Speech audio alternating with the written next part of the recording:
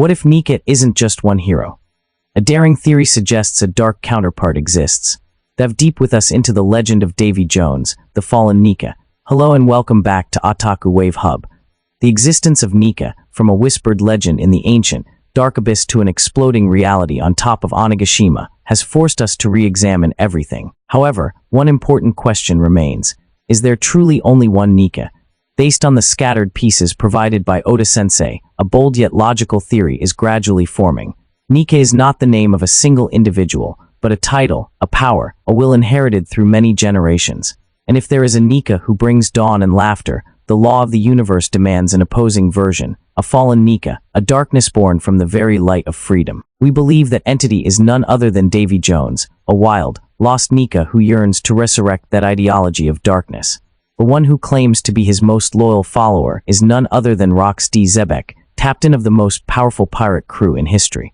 Today, we invite all of you to join us in analyzing the idea that Davy Jones will be a fallen Nika. Before delving into the darkness, we must acknowledge a truth built from evidence within the story. Nika is a recurring phenomenon, a role bestowed upon different individuals across eras. All of them are linked to the Hito no Mai model, Nika Devil Fruit. First evidence comes from the land of gods, Sepia. The super image Luffy accidentally created perfectly matches the Shandia people's fire dance ritual, which depicts a warrior with wild, flowing hair holding a spear. This is a primitive, wild image associated with a tribe that worships the sun god, representing the Nika version of an ancient civilization, a god of war and hope. Next, in Wano, we hear the story from an enemy himself, Who's Who, a former CP9 agent, who recounts the legend of Nika that he heard from a jailer. In this story, Nika is a liberator warrior who brings laughter to slaves. This adds a revolutionary aspect to the sun god, turning Nika into a symbol of uprising against oppression. The existence of a Nika in the Void Century is indirectly but undeniably confirmed. The giant straw hat preserved by Imu-sama at Mary Gioi's, along with a brief flashback of a figure believed to be Joe Boy in Imu's memories, shows that a specific individual held this title 800 years ago. Joe Boy's stature and context differ from the Sepia image, proving this was a different Nika, someone with a significant role and mission in world history. We absolutely cannot forget Bartholomew Kuma's unwavering faith. For him, Nika is not just a legend, but a real savior. The dance to the rhythm of liberation drums that he taught Bonnie is a ritual of faith, a prayer for the return of freedom. This shows that Nika is deeply ingrained in the subconscious and culture of oppressed peoples like the Buccaneer tribe. Finally, we have Monkey D. Luffy. His Gear 5 awakening is the perfect rebirth of Nika's power in the current era. However, Luffy's fighting style is completely different. He doesn't use a spear or a sword, but fights with pure creativity, turning everything around him into his playground. In summary, we have at least 5 different versions of Nika: a spear-wielding warrior in Scipia, a legendary liberator of slaves, a great historical figure named Joe Boy, a saint in Kuma's faith, and a future pirate king. The differences in appearance, weapons, and historical context lead to one logical conclusion. Nika is a title, a power bestowed upon those who eat the mythical devil fruit. Each user in each era interprets and manifests that power in their own way, based on their personality and circumstances. If Nika is a role that can be interpreted in many ways, then the natural law of duality forces us to ask, what if the power of the god of freedom falls into the hands of someone with an impure heart? The brighter the light, the longer and sharper the shadow cast. The dark side of absolute freedom is absolute chaos. And this is when the theory of Davy Jones, the fallen Nika, is born. Imagine a Nika fruit user in the past. He also had the ability to turn imagination into reality and brought liberation, but his motives were completely different. This power didn't bring him empathy, but an infinite, arrogant ego.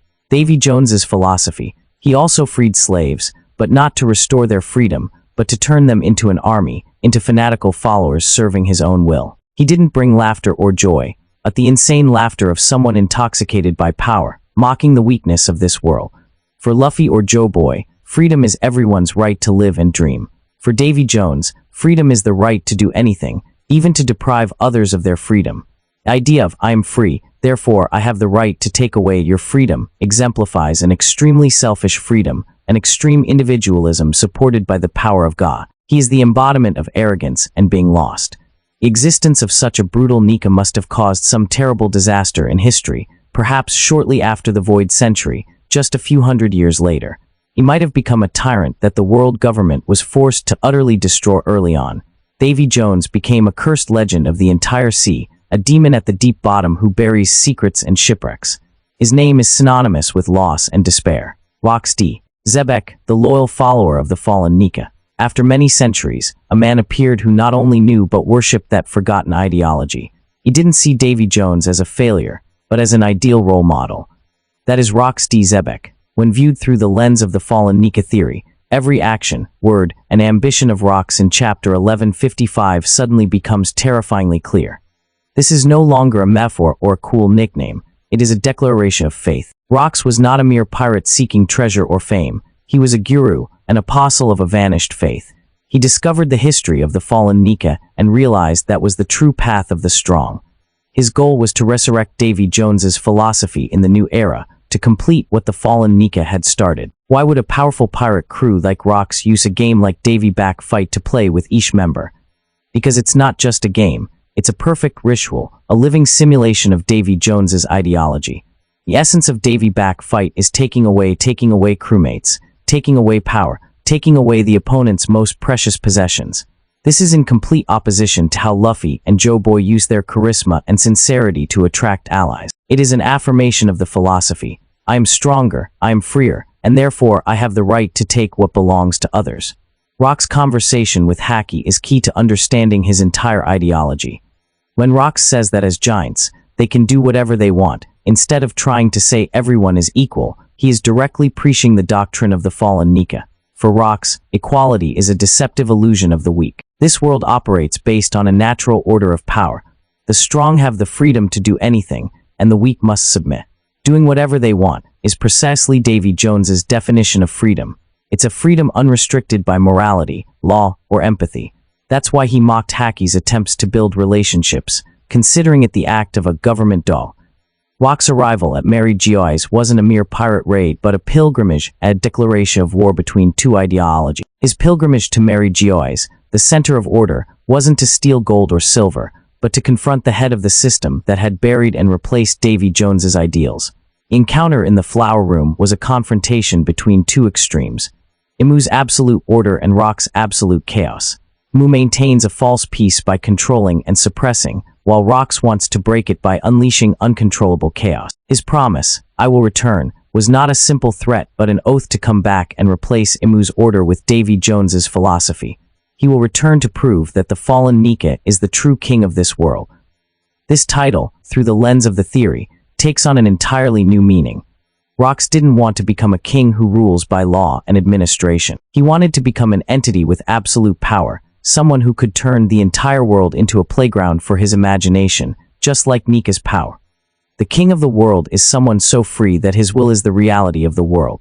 He wanted to become the Davy Jones of the new era, a god of chaos. To summarize, Rocks D. Xebec's entire journey was a crusade to re-establish faith in the fallen Nika. He gathered strong, selfish individuals, not through friendship, but through promises of power and wealth, the only material things of value in his worldview.